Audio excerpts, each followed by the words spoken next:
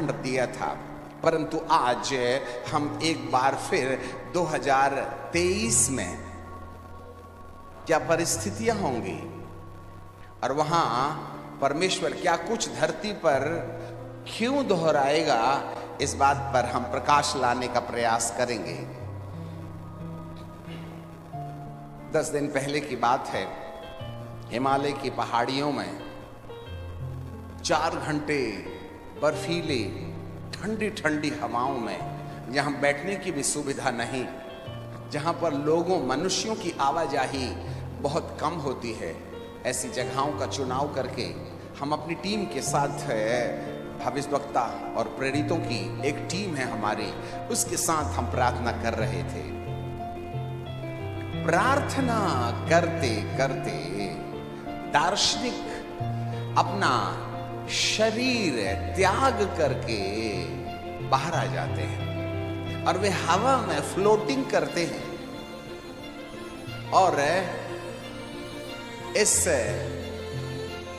पहाड़ों के ऊपर जो बादल छाए रहते हैं उसके भी ऊपर वे चले जाते हैं। और ऐसे समय में वहां से जमीन को वे देखते हैं, जैसे हवाई जहाज की यात्रा से हम जमीन झांकते हैं तो वहां एक पृथ्वी का चित्र दिखाई दे रहा है, ग्लोब है।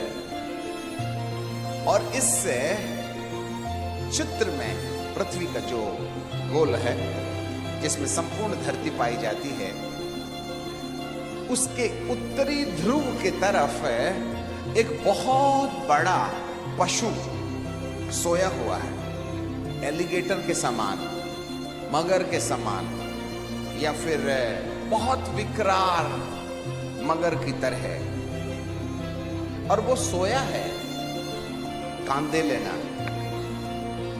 तब ना जाने कहां से हजारों की संख्या में काले काले चमगादड़ के समान पक्षी उड़ते हुए आते हैं और वो जो पशु उत्तर ध्रुव में जो ग्लोब के ऊपर, पृथ्वी के ऊपर में है, उसके सिर के ऊपर पंखा मार करके फड़ फड़ फड़ फड़ करके उसको पावर देने की कोशिश कर रहे हैं। थोड़े समय के बाद इन पक्षियों की बहुतायत और फड़फड़ाने से वो मगर के समान जो पशु पृथ्वी के ऊपर सोया हुआ था उत्तरी ध्रुव में, वह अपनी गर्दन धीरे धीरे ऊंचा उठाता है और जैसे कुत्ता अपने 2 पैरों में हिप में बैठा और सामने पंजा खड़ा कर देता है, कुछ इस हालत में 2 पैरों में आकर के खड़ा हो गया। जरा ध्यान से सुनना, ये 2023 की भविष्यवाणी है। ये संदेश अच्छा नहीं है, पर मजबूरी है बताना, जिससे कि मसीहियत हम आपको झूठी शांति देकर के कैंसर पर आयोडेक्स लगा करके कि यह कहते हुए सो जा बेटा सो जा, सुबह तक ये कैंसर का दर्द अच्छा हो जाएगा, मैं आपको झूठी तसल्ली नहीं देना चाहते। जो वास्तविकता है वो वास्तविकता होगी। यदि आज कलीसिया वापस लौट करके उसके अपने लोग जो मंदिर के अंदर जा रहे हैं, यदि उन्होंने गुम्बट वाले रास्ते का रास्ता नहीं अपनाया तो इन सारी विपरीत परिस्थितियों से नुकसान होने की संभावनाएं हो सकती हैं। इसलिए वह एडवांस में कहीं ना कहीं हमें कुछ चेतावनियां दे रहा है। आगे चले, वो पशु अपने 2 पैर में खड़ा हो जा रहा है, जैसा कि कल तिमुथी की किताब, दूसरी तिमुथी की किताब में हमने देखा था। उसके उस प्रभु के सामने इकट्ठा होने से पहले एक भविष्यवाणी मैं आपके लिए फिर पढ़ लूंगा, 2 थिस्सलुनीकियों की किताब और उसका 2 अध्याय और उसका 2 पहले पद से। हे भाइयों, हम अपने मसीह यीशु के आने और उसके पास अपने इकट्ठा होने के विषय तुमसे विनती करते हैं किसी आत्मा की या वचन की या पत्री की के द्वारा मानो तुम्हारी ओर, जो हमारी ओर से नहीं है, apostolic understanding. Listen me carefully. आने वाले को आने दो, जाने वाले को जाने दो। आपकी नजर हम पर टिकी रहने घाटा हो जाएगा करोड़ों का। आज की रात कान धर के सुन लेना।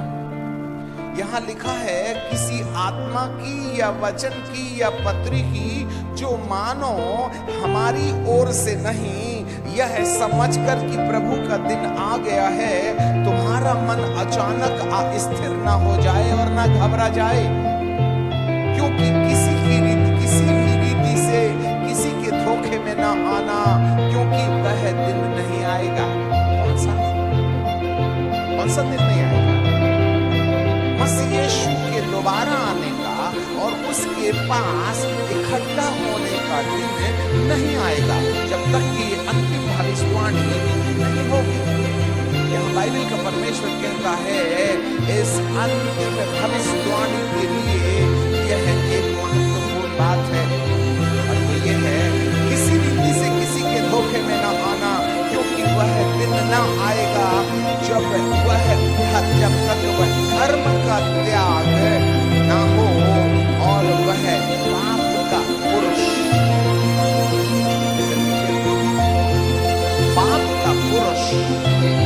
और विनाश का पुत्र प्रकट ना हो। यही एक भविष्यवाणी, एक विनाशकारी लीला धरती के ऊपर जो अब तक सोई हुई, अधलोक से असंख्य आत्माएं,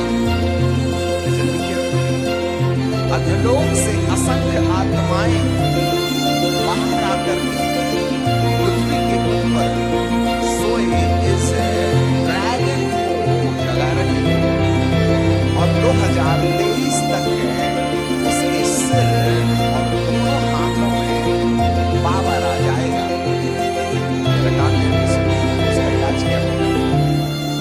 पाप का पुरुष और विनाश का पुत्र प्रकट होगा, और जो विरोध करता है, हर एक से जो परमेश्वर का पूज्य कहलाता है, अपने आप को बड़ा ठहराता है, यहाँ तक कि परमेश्वर के मंदिर में बैठकर अपने आप को परमेश्वर प्रकट करता है।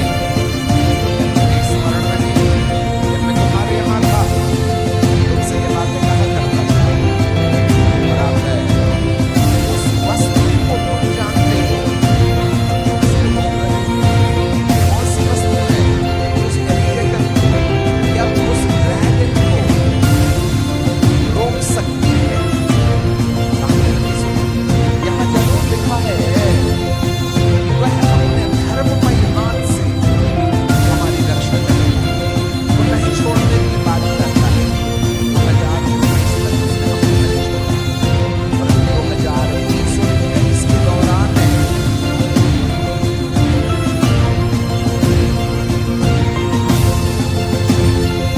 उसकी आवाज गुम्बट में सुनकर उसके अनुसार अपना जीवन उसके हाथ में समर्पित करने तैयार हैं। There is a condition behind। इसलिए बाइबल का परमेश्वर कहता है कि एक तरफा किताब के बजाय अब ये दो तरफा जो किताब है, उसमें एक ओर न्याय लिखा हुआ है और दूसरे ओर प्रेम और अनुग्रह लिखा है। जो मेरे हिसाब से चलेगा मैं उसका हाथ थाम लूंगा, और मैं जो विपरीत परिस्थितियां तुम्हें दे रहा हूं इसलिए नहीं कि मुझे तुमसे कोई दुश्मनी है।